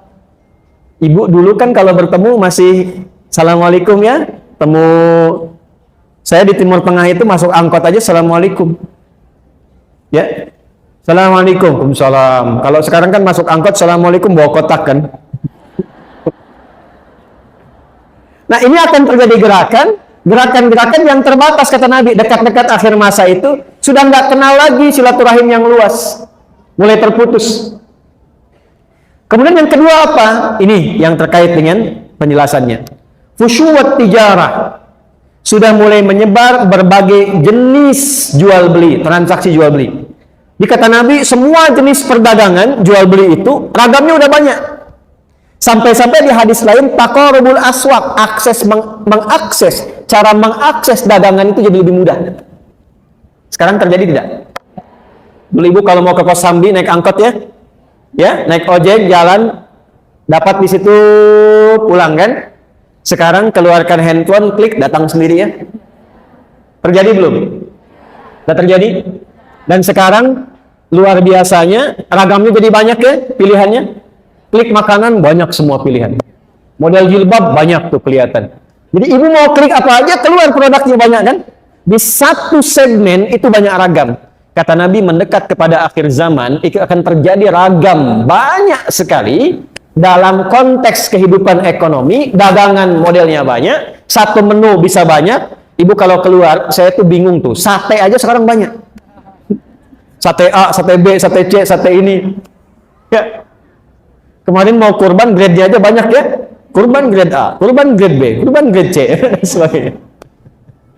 Ya, yang jadi persoalan apa? Sampai-sampai saking banyaknya peluang berdagang itu, istri ikut membantu suami hadir di dalamnya. Fatu'inul mara'atu zawjaha fit tijarati, itu hadisnya. Maka suami mulai melibatkan istri dalam bisnis, dalam dagangnya. Atau kadang-kadang istri inisiatif nyusul suami pengen sama-sama dagang. Terjadi nggak sekarang? Kan? Kayaknya, Pak, Mama buka ini aja deh, gitu ya. Bapak ke kantor, Mama pengen buka ini. Salah tidak? Salah tidak? Sampai di sini hadisnya tidak menyoal. Ibu mau dagang? Silahkan. Ibu mau berniaga? Silahkan. Tapi yang jadi persoalan adalah ketika sudah mulai merasa sukses, baik dan seterusnya, istri naik posisi dan merasa melebihi suami, dan disitulah kemudian mengambil tanggung jawab nafkah dalam kehidupan rumah tangga. Muncul persoalan. Dampaknya apa? Satu, mulai mengabaikan tugas pokok. Ini yang dimaksudkan. Akan terjadi masa menjelang kiamat saat perempuan ikut kepada aktivitasnya laki-laki. Maka yang terjadi apa? Satu, pokok fitrahnya mulai berubah. Bu masih ingat tadi penciptaan dengan laki-laki sama sempurna tidak? Sama. Walaupun sama-sama sempurna, ada bagian yang beda tidak? Baik, laki-laki punya rahim tidak? Perempuan, walaupun sama-sama wajah, laki-laki perempuan dah kelihatan beda atau sama? Beda. Saya kalau ngelihat Kang Ugi, oh ini udah pasti laki-laki, nggak mungkin perempuan. Ya kan? Jadi kalau ibu keluar, udah pasti laki-laki nih, perempuan nih, gitu kan? Baik, maka nanti, kata Nabi, akan ada tuntutan-tuntutan dari kejadian-kejadian menjelang akhir zaman yang memaksa perempuan ingin terlibat seperti laki-laki sehingga dia merubah tampilan-tampilan diri. Minimal, ibu pakaian laki-laki dengan perempuan sama tidak? Akan muncul perempuan yang ingin bergaya seperti laki-laki. Pakaian. Laki-laki wajib menutup aurat? Laki-laki wajib menutup aurat? Perempuan wajib menutup aurat? Menutup aurat sama-sama. Laki-laki sama, perempuan sama. Tapi yang ditutup dan cara menutup kan beda. Jelas? Akan terjadi perempuan mengenakan pakaian perempuan tapi ingin seperti laki-laki. Ada sekarang? Ada sekarang? Bahkan beberapa tempat dibuat seragamnya sama kayak laki-laki kan? Yang paling menarik, boleh jadi sama-sama berjilbab tapi auratnya masih tampak. Jelas? Maka hati-hati. Kalau sudah masuk ke situasi itu, pertahankan Bu ini healingnya. Jangan berpaling. Sebab ketika diikuti itu, berpaling dari ketentuan Allah, yang terjadi nanti akan marak apa? Karena pakaian sudah berubah. Awas hati-hati, aurat yang ditutup terbuka. Aurat itu kan kalau sudah terbuka, memancing ya perilaku-perilaku yang tadinya tidak terjadi bisa hadir. Konsekuensinya apa? Zina. Jadi makin marah. Jadi makin marah. Makanya ibu sering baca kan, tanda-tanda menjelang mendekat ke kiamat banyak zina tersebar kan. Nah pengantarnya itu dari situ awalnya. Laki-lakinya begini, perempuannya ikut berpaling. Tidak dilarang kalau ingin beraktivitas, ikut bekerja misalnya, atau menyalurkan hobi. Tapi ketika merubah tampilan fitrah, itu yang jadi persoalan. Maka coba perhatikan. Kalau berdandan, berpakaian dan sebagainya, jaga. Jangan sampai terlibat pada suasana yang sempat di-warning oleh Nabi SAW. Jelas sampai sini? Ini saya bicara dalam konteks iman ya, dalam konteks umat Islam ya. Kalau di luar yang tidak beriman, gak akan kepikiran ini Bu.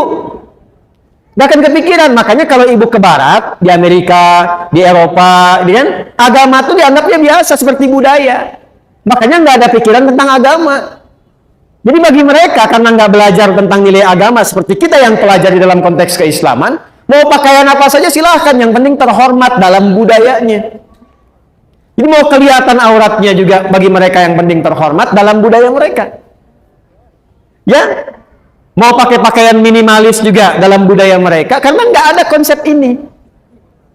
Bagi insan beriman, perempuan yang beriman, cara pandangnya berbeda. Jadi kalau ada budaya misalnya di barat dibawa, ya dalam konteks bisnis sah-sah saja. Tapi dalam konteks kita beribadah sebagai seorang perempuan muslimah, perempuan mukminah yang beriman, boleh nggak mengadopsi itu? Boleh nggak mengenakan pakaian yang serupa? Ketika itu dilarang atau berpaling, dalam bahasa judulnya ibu, berpaling dari situ, maka yang terjadi pasti persoalan. Saya cuma sarankan saja, selesaikan persoalan itu sebelum pulang menuju Allah Subhanahu wa Ta'ala.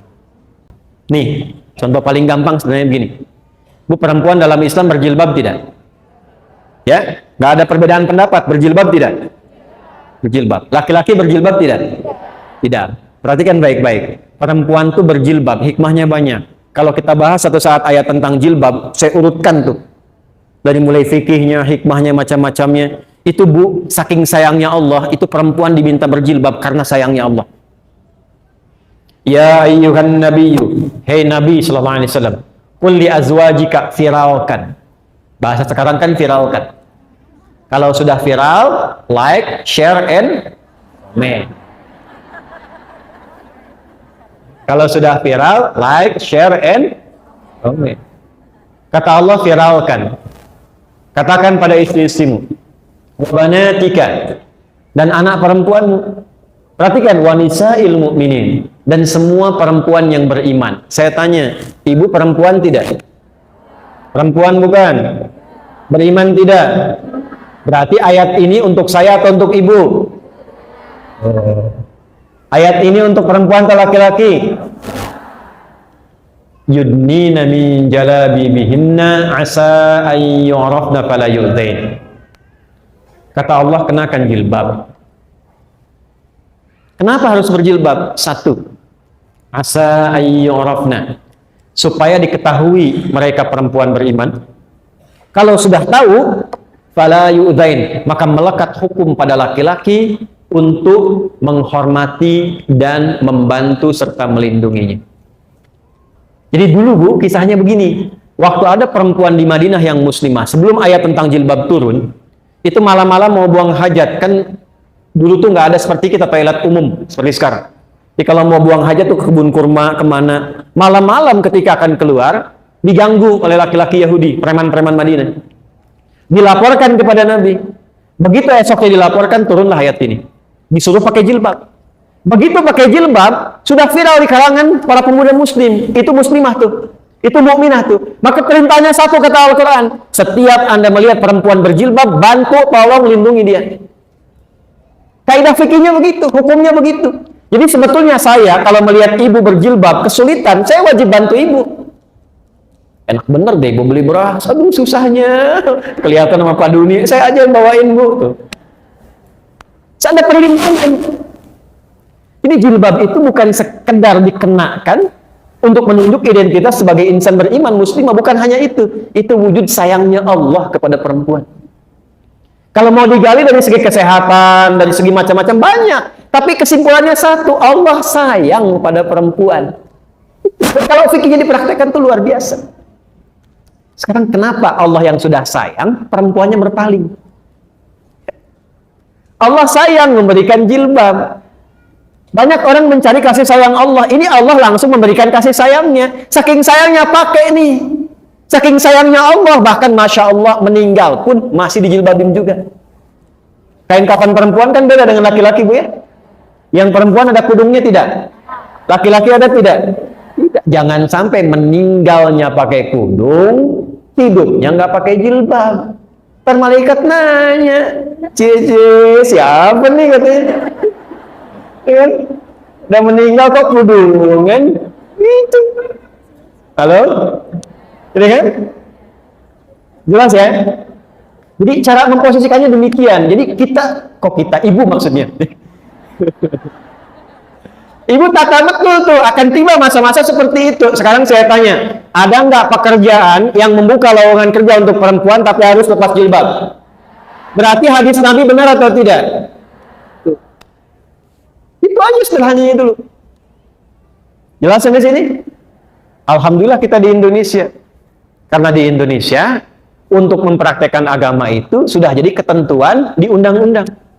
Pasal 29 ayat 2. Negara menjamin kemerdekaan tiap-tiap penduduk untuk memeluk agamanya masing-masing dan beribadah menurut agama dan kepercayaannya itu. Jilbab bagi perempuan bagian dari ibadah. Paham? Tuh, terakhir. Kita sampai jam berapa ya? 11. Oh iya. Nggak apa-apa, nggak apa. Saya jam setengah 11 selesai. Ibu silakan mau jam 12 sampai asar. Saya mau pulang lagi, mau ada akikah. Dah, lihat sini. Terakhir. Fokus. Fokus. Fokus. Silahkan, kata Allah. Kata Nabi. Allah dan Nabi menyampaikan. Allah memberikan instruksi, Nabi menjelaskan. Atas perintah Allah subhanahu wa ta'ala. Ada hobi, bakat silahkan. Tapi jangan merubah fitrah. Yang kedua, keluar dari tugas pokok yang berlaku bagi perempuan di rumah. Ibu, laki-laki banyak mencari nafkah di luar. Otomatis perempuan banyak waktunya di rumah. Karena itu fitrahnya disiapkan oleh Allah untuk mensupport beberapa aktivitas yang ada di rumah. Contoh, maaf sekali, biasanya yang interaksi sama anak-anak banyaknya siapa? Yang menyusui ibu atau ayahnya? Ibunya. Yang menggendongnya umumnya siapa? Masya Allah. Karena itu anak kepada ibu itu luar biasa. Bu, itu mahal. Karena itu orang Arab menyebutkan madrasah pertama untuk anak itu ibunya. Ibunya. Nah sekarang ibunya keluar. Anak dititipkan pada orang lain. Kasih sayang ibu nggak ngalir ke anak. Gendong yang gendong orang lain. Anak gak merasakan kehangatan ibunya. Karakternya gak nyampe. Ibu cuma bisa marah-marah ketika anaknya gak nurut sama ibu. Ibu tanyakan istighfar, tuh anak tuh begitu, kenapa? Apa dosa ibu kepada anak tuh? Ketika Anda minta, nah begini, anaknya rewel, anaknya berangkat, ibu cuma bisa marah, tapi tidak melihat ke belakang tuh terjadi apa. Kok anak orang lain gak begitu? Anak orang lain taat-taat saja. Anak orang lain baik-baik saja. Riset menunjukkan kebanyakan anak yang tawuran, yang narkoba, yang ribut, itu ketika di riset, mereka ternyata mencari perhatian yang tidak didapatkan di rumah. Ibu ke masjid boleh tidak? Boleh. Dengan syarat, tempatnya ada khusus, aman dari fitnah, dan tidak melalaikan kewajiban di rumah tangga. Ada anak minta ASI pada ibu, ibu nggak boleh. Sebentar ya, mama subuh 2 rakaat, bentar balik lagi. Nggak bisa, dosa malah. Ibu sholat di rumah, dan ketika sholat di rumah demi memenuhi kebutuhan yang di rumah juga, itu sama nilainya dengan suami yang ke masjid. Nilainya sama. Yang mau saya katakan, urusan akhirat saja tidak mengabaikan konteks kehidupan rumah tangga, apalagi cuma urusan dunia. Jadi mulai hari ini, keluar dari sini, pakaian tata dengan baik. Cek di rumah apa yang belum tuntas. Karena sesukses-sukses anaknya, ketika anak sukses hebat apapun, perintah pertama Al-Quran, hey, jangan dulu bagi dengan yang lain. Bagi dengan ibumu dulu. Bagi dengan ibumu dulu. Minimal doakan ibumu, doakan ayahmu. Itu yang di Quran surah 46, ayat 15 itu. Tapi ibu yang bagaimana yang mesti diberi perhatian? Ayah yang bagaimana yang mendapatkan itu semua? Jangan sampai tidak terjadi semua itu. Adalah ibu yang justru bisa memberikan waktunya untuk membuat anaknya sukses di kemudian hari. Dan itu tidak mungkin terjadi kalau di rumahnya berkurang waktunya hanya untuk keluar. Tidak disalahkan ketika keluar, tapi bagi sehingga tidak meninggalkan yang pokok. Saya tutup yang terakhir. Ibu mau jadi perempuan salihah? Alhamdulillah. Yang mau? Ya, insya Allah katakan amin. Alhamdulillah. Maka teruskan kembali ke Quran surah keempat ayat 34. Kalau ingin jadi istri ibu yang salihah, cirinya 2. Ada berapa cirinya? Fas-salihatu. Tadi kan ar-rijalu kan? Sekarang fas-salihatu. Maka istri-istri yang salihah itu ciri pokoknya 2. Qanitatun. Ciri pertama, qanitat, jamak dari kata qanita. Bahkan saking inginnya ada ibu yang memberi anaknya namanya qanita. Apa artinya qanita? Ya, itu terjemahan kan ya. Baik. Qanita itu sifatnya kunut, berarti doa kunut itu doa taat dia. Baik. Qanitat artinya kepatuhan yang total kepada Allah, itu dasarnya. Asalnya itu. Nanti kalau dibawa ke aspek-aspek ibadah atau rumah tangga, maknanya menjadi luas. Contoh, kalau sholat, tanda patuhnya kita kepada Allah, itu ditunaikan dengan khusyuk. Nah, khusyuk itu kadang disebut oleh Quran dengan qanitun, jamaknya qanitin. Dari kata qanita. Contoh di Quran surah kedua Al-Baqarah ayat 238. Hafidhu 'alas salawati was salatil wusta wa qumu lillahi qanitin. Quran surah kedua Al-Baqarah ayat 238. 238. Posisinya paling kanan sebelah atas di mushaf. Kalau dibawa ke rumah tangga, maksudnya begini. Kepatuhan kepada Allah dengan cara menaati suami sepanjang tidak menyalahi ketentuan Allah. Saya ulang ya, ibu jangan senyum dulu tuh. Kepatuhan kepada Allah dengan cara menaati suami sepanjang tidak menyalahi ketentuan Allah. Awas bu ya. Ini yang pokok untuk perempuan salihah nih, istri salihah. Dan kalau ibu bisa lakukan itu, dijaga sampai meninggal, itu hisabnya Masya Allah. Langsung diperintahkan oleh Allah untuk ke surga dari pintu mana saja yang dipilih. Nggak cukup dengan amin. Kita bacakan dulu hadisnya. Ya. Lihat sini. Perhatikan. Idza shallatil mar'atu salataha. Kalau ada seorang perempuan cuman sholat fardu selama hidupnya, nggak pernah sholat sunnah, nggak pernah tahajud, nggak pernah duha, nggak pernah syuruk dan sebagainya. Wasamat shamaha, dan hanya puasa wajib saja, Ramadan saja, nggak pernah Senin Kamis, nggak pernah Ayyamul Bid. Wa ata'at zaujaha, tapi dia patuh pada suaminya, taat dalam rangka mematuhi Allah. Perhatikan. Wa hafizat farjaha, dan menjaga diri tidak selingkuh. Qila laha yaumal qiyamati, akan dikatakan kepadanya saat hisab, udkhulil jannata min haitsu syi'ti, langsung aja masuk surga dari pintu manapun yang kau kehendaki. Hadisnya sahih. Rawahu Tirmidzi, hadis riwayat Imam At-Tirmidzi, hadisnya sahih. Jadi kalau suami meminta ibu pada kebaikan, ibu taati, bukan lihat suaminya karena menaati Allah, itu nilainya tinggi di hadapan Allah, Bu. Contoh gini, Mah, pergi pengajian ya, Ustadz Fulan misalnya, bagus tuh, insya Allah, ya siap berangkat. Itu kalimat itu nilainya tinggi di hadapan Allah. Mah berjilbab ya, insya Allah siap. Mah anak-anak masuk sekolah tahfidz aja deh, insya Allah. Itu ketika dia respon, tinggi nilainya. Jelas? Tapi saat memerintahkan kepada yang tidak baik, ibu boleh menolak. Saya ulang ya, boleh menolak, cuma kalimatnya belum selesai. Menolak dengan cara yang baik.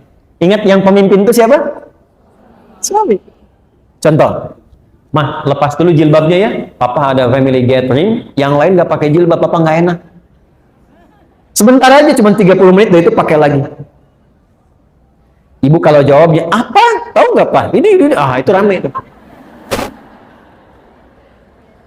Tapi kalau ibu cara masuknya, Pak, dulu Mama sebelum meninggal, dari kecil sudah melatih aku untuk pakai jilbab. Nah, aku niatkan pakai jilbab ini di antara amalan yang jariahnya insya Allah sampai ke Mama, ke Papa. Kalau dilepas 30 menit dan di saat itu kemudian aku wafat, meninggal dalam keadaan tidak berjilbab, kira-kira bagaimana di hadapan Allah? Ah, ya sudah deh, nggak apa-apa, pakai aja, mungkin jadi dakwah. Ya, itu cara masuk yang enak, itu halus. Ya, boleh menolak, tapi cari jalan yang terbaik, yang halus. Terus ya? Mas ini, mau tahajud dulu Pak, udah temenin Papa nonton dulu nih, ini babak kedua nih, rame nih. Bola misalnya kan? Baik, gini aja deh Pak, dalam tahajud, setelah sholat, Mama doakan klubnya Papa bisa menang. Ya udah tahajud kan? Tahajud kan? Tiba-tiba kalah kan? Mama sih tahajud. Iya, Papa sih diminta menang malah menangis, deh. Kayaknya udah. Jelas ya? Oke. Jadi satu, taat pada suami sepanjang meminta kepada yang baik-baik. Tapi kalau sepanjang tidak baik, boleh menolak dengan cara yang apa? Yang kedua yang agak tidak mudah nih. Sekarang bisa terjadi. Hafizatun lil ghaibi bima hafizallah. Istri yang salihah, dia mampu menutup, menjaga aib rumah tangga, khususnya suaminya, terutama ketika tidak sedang bersamanya. Karena Allah sudah tutupi. Bima hafizallah. Mampu menjaga aib rumah tangga, khususnya suaminya, terutama ketika tidak sedang bersamanya, karena Allah sudah tutupi. Ibu fokus dengan saya sebentar, tahan penanya, perhatikan baik-baik ini. Jika terjadi persoalan di rumah tangga antara suami istri, itu Allah tutupi, Bu, nggak akan tersebar sepanjang ibu tidak membukanya, dan sepanjang suami tidak membukanya. Itu akan ditutup sampai kiamat. Sampai masalah itu selesai, atau sekalipun ada yang terjadi perpisahan, tetap akan ditutup sampai kiamat terjadi, sampai pulang kepada Allah. Hisabnya hanya dia dengan Allah. Sepanjang tidak dibuka. Tapi kalau itu dibuka, jadi persoalan itu. Nah, sekarang pertanyaannya, kan laki-laki juga sama kan? Suami juga harus menjaga kehormatan rumah tangga kan? Kenapa sangat ditekankan kepada istri, bukan suami? Itu suratnya surat apa tadi? Surat keempat, surat apa? An-Nisa. Apa artinya An-Nisa? Kan sudah salah. Sudah banyak orang keliru. An-Nisa itu bukan perempuan, bukan wanita. Ibu jangan maksa. An-Nisa bukan perempuan. An-Nisa itu bukan wanita. An-Nisa itu perempuan-perempuan. Beda kan ya? Baik, kalau perempuan itu berapa jumlahnya? Perempuan itu berapa? Banyak. Perempuan tuh kalau sendirian namanya mar'ah. Mar'ah, tulisannya mim, ra, hamzah, ta, marbutah. Ini bisa dibaca mar'ah, bisa dibaca mir'ah. Kalau mir'ah itu cermin. Ya, makanya perempuan sering dekat dengan cermin. Ya, orang Arab bilang al-mar'atu kal mir'ah. Perempuan itu seperti cermin. Makanya kan ibu senang kan cermin, di rumah udah lihat cermin, dari mobil lihat spion lagi, masuk masjid lihat kaca nako masjid baca lagi, nggak apa-apa, dicek di tasnya pun ada cerminnya juga, gitu, minimal handphonenya kan, nggak apa-apa, itu fitrah bawaan biasa. Mar'ah itu nanti sifatnya muru'ah. Muru'ah itu sifat yang senang menjaga kehormatan. Makanya perempuan itu senang tampil terhormat, jaga rapi, tertib. Beda kan Bu, kalau saya laki-laki keluar pakaian agak lecek sedikit, biasa. Tapi kalau kelihatan istri, stop. Setrika dulu. Rapi dulu. Itu fitrah, perempuan itu biasa. Tapi ingat, perempuan itu seperti cermin. Ibu tahu cermin? Tahu ya? Cermin kalau dilempar, misalnya sampai pecah. Bisa nggak dirangkai lagi? Jangan salah, bisa. Bisa dirangkai lagi, cuma tak mampu memantulkan bayangan yang sempurna. Nah, sifat perempuan itu sama dengan cermin. Kalau dia terlukai, itu bisa cepat memaafkan, tapi sulit melupakan apa yang dialami. Ya kan? Punya masalah tahun 2022, tapi kalau diungkit, kejadian listrik tahun 98 muncul lagi kan? Iya. Jadi itu fitrah Bu, biasa gitu. Masalah satu keluar 1000 itu biasa. Kenapa sih Pak gini-gini? Dulu kan Bapak dulu kan, padahal masalahnya sekarang kan. Nah, itulah mar'ah. Tapi kalau banyakan laki-laki itu masih konsisten jamaknya, rajul jamaknya rijal. Kalau perempuan beda, sendirian dia mar'ah, banyakan dia nisa. Udah beda sendiri, hurufnya udah lain, katanya udah beda. Bu, rajulun, ra-nya ada, jimnya ada, lamnya ada. Jamaknya rijalun, ra-nya masih ada, jimnya ada, lamnya masih ada, cuman tambah alif. Ini mar'ah, nisaun, mimnya kemana, ra-nya kemana, ta-nya kemana? Kenapa jadi nisa? Nisa itu seakar juga dengan kata nasa. Apa itu nasa? Di antaranya adalah sifat yang mudah mengungkapkan apa yang dirasakan. Ini perempuan itu sependiam-pendiamnya sendirian. Kalau ketemu temannya bisa cerita. Saya nggak bilang curhat, cuman bisa cerita. Makanya kata Quran, kenapa ditekankan ke perempuan dengan nama nisa? Kalau sedang kumpul dengan teman-teman, ada masalah apapun dengan suami, jangan dibuka. Memang judulnya pengajian. Tapi ketika datang kan beda sapaannya. Assalamualaikum, kece damang, alhamdulillah, saya kumaha damelan, alhamdulillah lancar. Suami kumaha di situ masalahnya, aduh. Kan judulnya pengajian kan? Tapi yang dibahas tuh bisa suami. Sekarang itu lebih parah, hadisnya nyata. Belum datang ke pengajian, udah bikin status. Itu baru keluar kawan tadi bikin. Aku tidak mengira, engkau tidak seperti aku duga.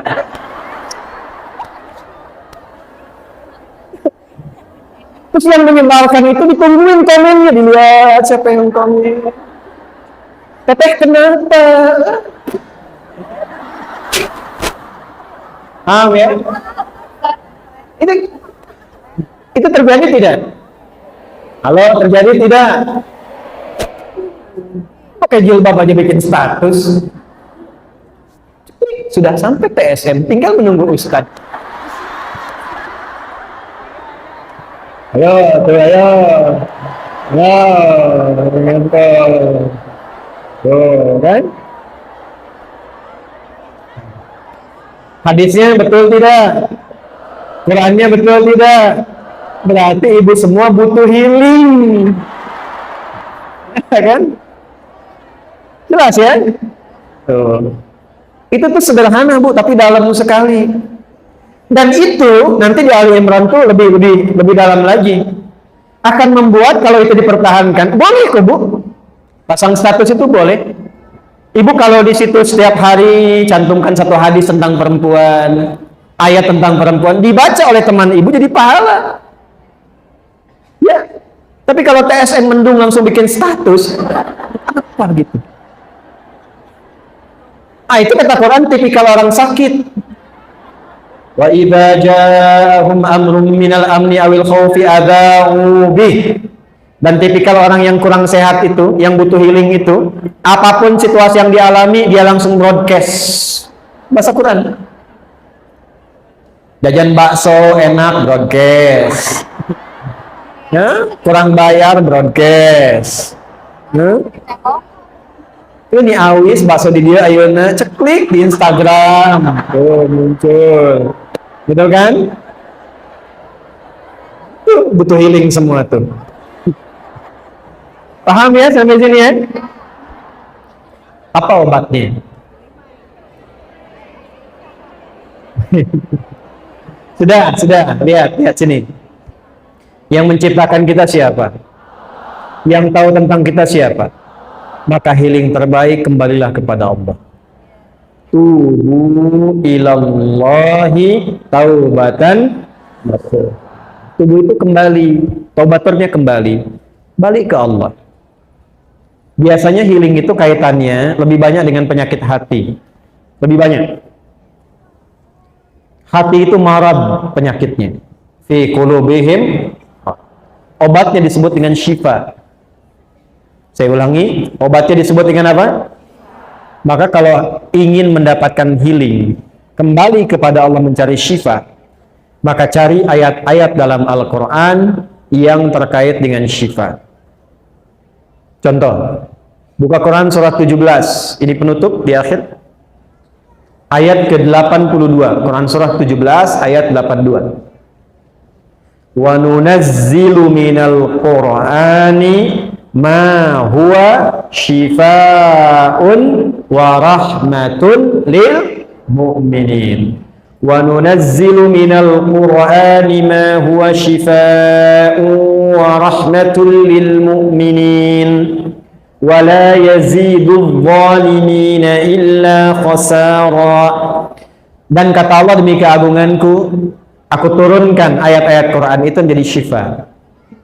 Maaf Bu, Ibu, Bu, Quran itu syifa. Qurannya sendiri syifa. Jadi kalau sedang gelisah, ada persoalan, curhatnya ke Allah Bu. Nabi Yakub tahu? Pernah dengar Nabi Yakub? Ayahnya siapa? Nabi Yakub ayahnya siapa? Nabi Yusuf. Punya masalah dengan anak-anaknya yang punya masalah. Curhat. Beliau curhat. Curhatnya pada siapa?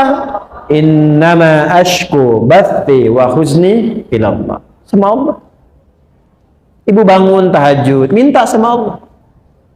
Minta anaknya disentuh, berikan kebaikan, kemuliaan, itu akan cepat. Dan kalau curhat ke Allah pun jangan dibikin status di media sosial. Tolong aminkan ya. Yang suka like ya. Salat 2013, sekitar 2012-2013, saya awal-awal pulang dari Tripoli. Ini kisah nyata. Seorang ibu datang dari kejauhan, wajahnya sendu, air matanya hampir tak terbendung. Beliau datang, Ustaz, anak, bahasa kita yang paling gampangnya, anak saya yang saya kandung, saya lahirkan, sulit sholatnya. Bagaimana amalannya? Dah Bu, udah lama tidak? Cukup lama. Ibu udah ingatkan berkali-kali. Ibu pulang sekarang. Malam ibu sholat. Tapi di samping tempat tidur anak ibu. Ibu bermohon kepada Allah. Minta aja dengan bahasa ibu, ya Allah, Ini anak yang kau titipkan kepadaku, dilahirkan di rahimku, dipertanggungjawabkan olehku sampai dengan aku berpulang. Mohon jadikan ia anak yang soleh, rajin menunaikan sholat, dan ringankan hisabku di akhirat nanti di hari kiamat. Ibu minta aja, ntar hari ketiga ibu kesini lagi. Nggak usah diingatkan lagi, ibu nggak usah bilang sama anak, lakukan itu aja. Hari ketiga pulang sini lagi datang. Tahu apa yang terjadi? Ini kisah nyata, saya tidak menceritakan yang fiktif. Hari ketiga, pagi-pagi sekitar jam 7 kurang sedikit, dari kejauhan panggilan begitu kencang, Ustadz, bawa nasi uduk. Anak saya udah sholat. Kok bisa, Bu? Jadi tepat di malam yang ketiga itu, anaknya bangun, dia berdiri, langsung dia kejar, dia peluk ibunya, dia menangis. Mama, maafkan aku, katanya kan. Maafkan aku. Ibunya pun ikut nangis. Aku kan selama ini nggak sholat karena mama kan dulu juga nggak sholat. Bapak juga sibuk begitu. Keluarlah kalimat itu. Maka keduanya saling bermaafan, saling berpelukan dan sebagainya. Di situ berjanji anaknya untuk menunaikan sholat. Bahkan datanglah kemudian ke pesantren. Kami siapkan murid untuk membimbing. Dia bukan hanya sholat tapi menghafal Quran. Sejak saya tinggalkan itu sudah 3 juz. Mungkin sekarang sudah 30 juz. Dari anak yang tidak sholat menjadi penghafal Quran. Itu. Ini banyak sekali persoalan yang healingnya itu justru saat dihempaskan di atas sajadah itu. Bukan saat dihempaskan di media sosial. Ya, jadi kalau ibu mau curhat, cari yang solutif. Minta kembali kepada Allah. Ibu punya masalah dengan suami, wudu, ambil mushaf, baca Quran. Setidaknya ada ketenangan. Kalau sudah hati tenang, komunikasinya enak. Kadang-kadang nggak pernah tuntas itu karena dibawa dengan kegelisahan. Akhirnya yang muncul ego, yang muncul kehebatan, lupa kalau dua-duanya itu hamba yang akan berpulang kembali pada Allah Subhanahu wa Ta'ala. Jadi healingnya gunakan dengan pemilik kita, kembali kepada Allah, bangun konektivitas, dekati Allah Subhanahu wa Ta'ala. Kita punya sholat, kita punya Quran, ya, kita punya doa, gunakan semua itu untuk membangun konektivitas kepada Allah. Membangun koneksi disebut dengan zikir namanya. Sebut dengan apa? Maka semua amalan tadi di Quran disebut dengan zikir. Karena itu nanti ada zikir-zikir khusus, Bu, yang menenangkan hati itu. Ya muqallibal qulub, tsabbit qulubana ala dinik, ala imanik, alal islam, dan zikir-zikir yang lainnya. Minimal Bu ya, Bu, rajin istighfar. Ini amalan saya ijazahkan dari Quran. Menjelang subuh, bangun sebelum subuh, misalnya 5 menit sebelum subuh aja, rajin istighfar. Itu Allah akan jaga. Insya Allah dijaga, hartanya stabil, anaknya sehat. Karena itu janji Allah di Quran surat Nuh. Faqultu astaghfiru rabbakum innahu kana ghaffara. Yursilis samaa'a 'alaikum midrara wa yumdidkum bi amwalin wa banina. Jadi anak akan dijaga, suami dijaga, harta dijaga, kehidupan berkah, nyaman. Dan kenapa sebelum subuh? Itu amanah di Quran surah 51 di ayat ke-18. Wabil ashari hum yastaghfirun. Siap Bu ya? Baik, siap diamalkan? Baik. Siap untuk diamalkan? Baik.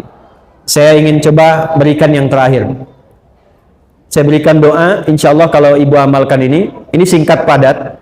Tapi kalau ibu bisa amalkan, insya Allah akan cepat berubah. Ya. Allahumma paksain. Ayo catat, ayo rekam, ayo. Ayo catat, ayo rekam, nggak apa-apa, ayo rekam. Ayo silakan. Allahumma paksain. Ya, mulai sekarang paksa diri sendiri ya. Paksa untuk tahajud, paksa untuk baca Quran. Anak paksa dulu untuk berjilbab dengan cara yang baik. Jelas? Paham? Quran surah ke-5 Al-Maidah ayat 100 sampai 101. Ya ayyuhalladzina amanu la tas'alu an asya'a in tubdalakum tasukum. Hei orang-orang yang beriman semuanya tanpa kecuali. Ibu beriman tidak? Berarti ayat ini untuk ibu ya. Hei orang-orang yang beriman, jika, perhatikan baik-baik, Quran surah 5 Al-Maidah ayat 100 sampai 101. Fokus di 101-nya nanti. Fokus. Ya ayyuhalladzina amanu. Fokus satu-satunya. Ya ayyuhalladzina amanu. La tas'alu an asya'a in tubdalakum tasukum. Hei semua yang beriman, jika uraian sudah sampai dijelaskan, dipahami, maka jangan banyak ditanyakan lagi.